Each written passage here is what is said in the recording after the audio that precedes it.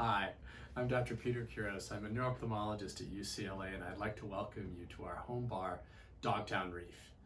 We love dogs, and Dogtown is another nickname for Venice, California, where our home is located. Today, we're going to make a classic Mai Tai. Now, the Mai Tai has had a lot of iterations and imitations, but the classic Mai Tai is not at all like the resort Mai Tai. It does not contain any pineapple juice, orange juice, or grenadine. The classic Mai Tai is an altogether different animal that really balances sweet and tart and highlights the flavors of the rums in the drink. So let's start with a little history of the Mai Tai.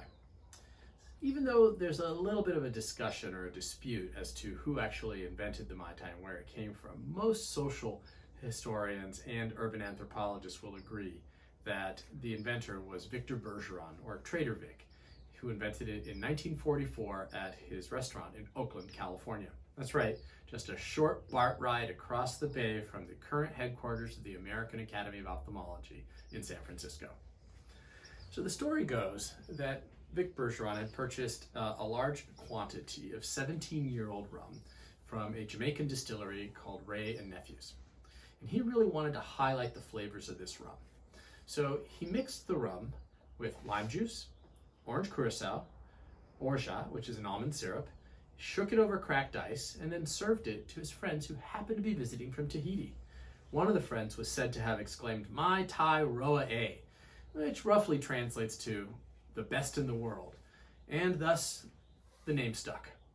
The Mai Tai became very popular almost instantaneously, and unfortunately there isn't that much 17-year-old Jamaican rum lying around.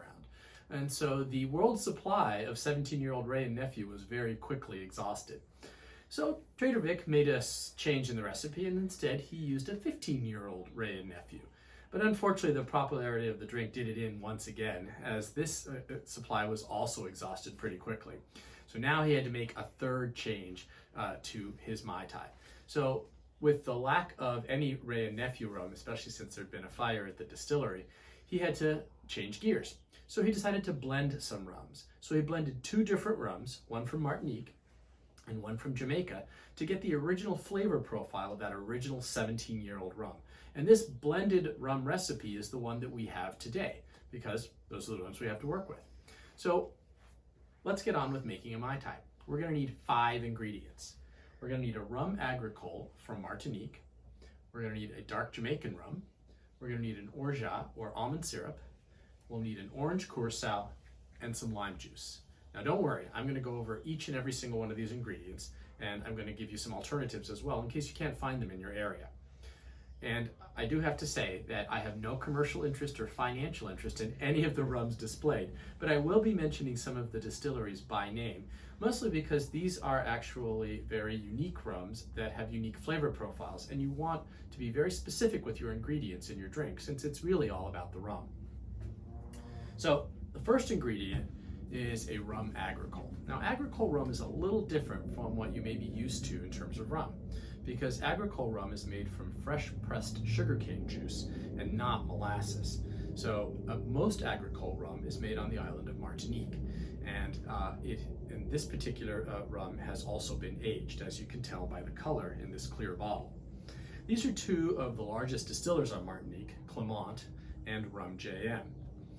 One of the important features when selecting an agricole rum is that it be aged. So you want to make sure it has a nice amber or golden color, and you want to make sure that the bottle tells you that it's an aged Martinique rum agricole. This is a VSOP by Clement, which means it's been aged between 5 to 8 years. And this is an XO rum agricole from Rum JM, which has been aged 8 or more years. And this is the rum we're going to use in our Mai Tai today. Now, as far as the dark Jamaican goes, this is probably more along the lines of what you're used to drinking if you drink rum. These are rums that are made from molasses, and they're usually distilled in pot stills. That's a Jamaican tradition. And these two are very readily available in the United States. And these have also been aged to give them this nice dark color and flavor. The dark Jamaicans have much more of a smoky, nutty profile, and that does come across in the drink.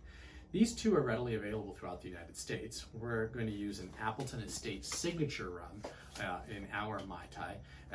Appleton Estate has about 5 different rum labels available, but we're going to use the signature blend because of the flavor characteristics that it has play well with the Mai Tai. This rum is Karuba, and it is also very easily available in the United States. It has a slightly deeper molasses flavor, so if you like your Mai Tai a little sweeter, you want to go with this one. Now, orgeat. Orgeat is a French almond syrup. It's basically made from almonds, sugar, water, and flavored with a little bit of apricot kernel and orange blossom water. And there's really 2 main types, the ones that are shelf-stable and the ones that are not shelf-stable.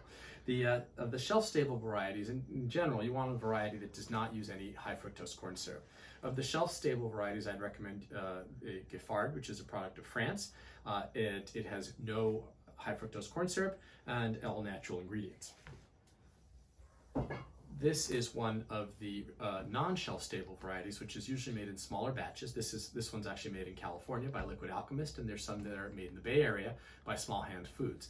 The main difference is that these will separate and do require refrigeration after opening. We're not going to use either one of these orgeats in our Mai Tai today.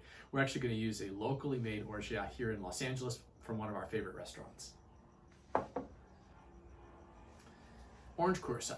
Orange Curacao is, well, first of all, it's not blue, it's orange, and you can tell by the color in the bottle. But Orange Curacao is made by soaking dried orange peels in a brandy base. And it gives you a very intense orange flavor. It's a liqueur, so it's a little sweeter.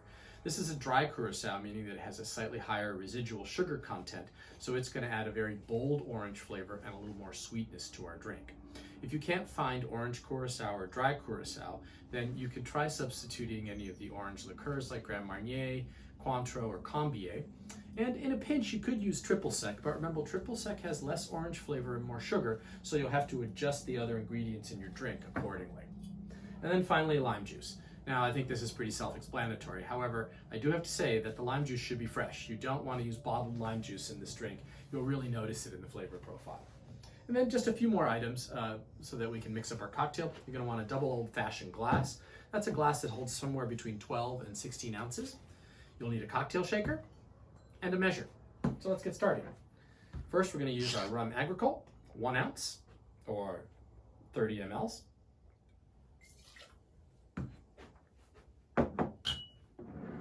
And then our Jamaican rum, also 1 ounce or 30 mLs.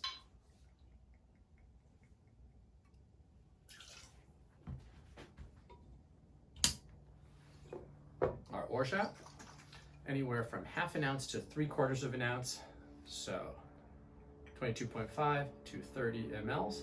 However, 15 to 22.5 mLs. This one isn't particularly sweet, so I'm going to use 3/4 of an ounce, or 22.5 mLs. And then our dry Curacao, half an ounce or 15 mLs. And finally, our lime juice. Remember I said freshly squeezed, and if you have one of these lime squeezers, you're going to want to do that because we're going to do something with the husk. And then, like everything else on TV, I'm going to use the lime juice I prepped a few minutes ago. 1 ounce or 30 mLs. To this, you want to add cracked ice. Now, if you don't have cracked ice, you can basically just get cubed ice, put it in a bag, give it a few whacks on the counter, and you'll have crushed ice. Give it a good shake, 10 to 15 seconds. Thump it to release, and then pour into your double old-fashioned glass.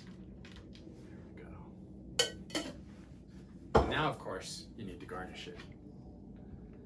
Take your spent lime half and put it into the drink as garnish. Take a nice fresh sprig of mint, activate it with a little slap, and then you can get all fancy and use a pineapple skewer with a maraschino or Luxardo cherry, and of course, your favorite sipping cylinder. Now, if you're having trouble finding rum agricole or dark Jamaican rums, you could try a blended rum as well. Kevin Beery from 3 Dots and a Dash in Chicago recommends using a plantation rum, which is an old-fashioned traditional dark. This is a blend of Jamaican, Guianan, and Barbadian rum. The Jamaican rum, of course, will give you the same flavor profile as the dark Jamaican here. And it turns out that the Guianan rum is made from boiled sugarcane, at least the Guianan rum that's in here, and so it'll give you a similar agricole flavor as well.